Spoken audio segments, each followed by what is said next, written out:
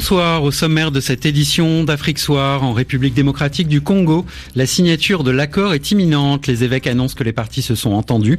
Nous reviendrons sur le déroulement de cette journée au cours de ce journal. En République démocratique du Congo, accord trouvé ce soir à Kinshasa, aux négociations directes sous l'égide de l'Église catholique. L'opposition et la majorité signent ce soir, dans la demi-heure qui vient, cet accord qui va gérer la transition de 12 mois jusqu'aux élections de décembre 2017. Le secrétaire général de la Senko, l'abbé Donatien Cholet, au micro de Kamanda ou à Kamanda. Elle est déjà toute blanche, je vous rassure.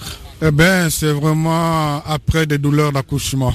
Mais le bébé est là. J'espère qu'il sera bien entretenu pour qu'au bout d'une année, nous soyons vraiment assis sur une démocratie forte. C'est notre rêve.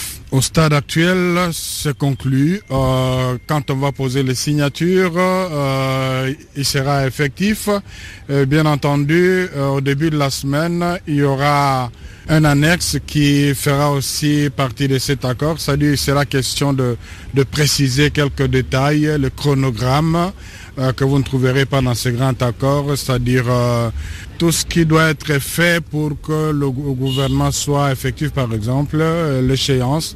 Ça, vous aurez dans un document qui viendra au cours de la semaine. L'accord sera signé ce soir, je vous confirme. L'abbé Cholet au micro de Kamanda ou à Kamanda Muzembe. Toujours en RDC, parmi les points d'achoppement autour de la signature de l'accord entre majorité et opposition, était notamment évoqué le sort de l'opposant en exil, Moïse Katumbi. Le rassemblement demandait des garanties pour le retour au pays du candidat déclaré à la présidentielle, condamné par contumace en juin dernier à 3 ans de prison pour des motifs politique selon l'opposition.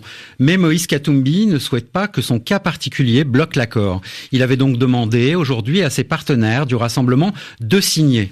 J'étais le tout dernier point de désaccord, même depuis hier et aujourd'hui, parce que la majorité continuait à insister que Moïse Katumbi est condamné. Moïse Katumbi ne peut plus y revenir au pays. Et c'est ce que j'étais en train de dire à mes frères du rassemblement. Le plus important, c'est le pays et je ne vais pas être un blocage pour le pays. Alors, je voulais faciliter la tâche. C'est pourquoi j'ai demandé au rassemblement de ne pas bloquer la signature à cause de moi, de signer l'accord.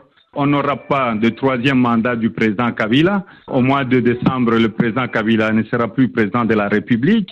On n'aura pas besoin d'un référendum. C'est le plus important. Je reste avec mes ambitions en tant que candidat président de la République, mais j'appartiens au rassemblement. Pourquoi j'ai demandé à ce qu'on puisse signer l'accord, c'est pour qu'on puisse avoir l'élection présidentielle, qu'il puisse y avoir la première alternance dans notre pays. Et je vais continuer, et avec la Senko, avec les amis dans le rassemblement, avec la négociation, pour trouver une solution à mon problème. Moïse Katumbi au micro de Laura Martel.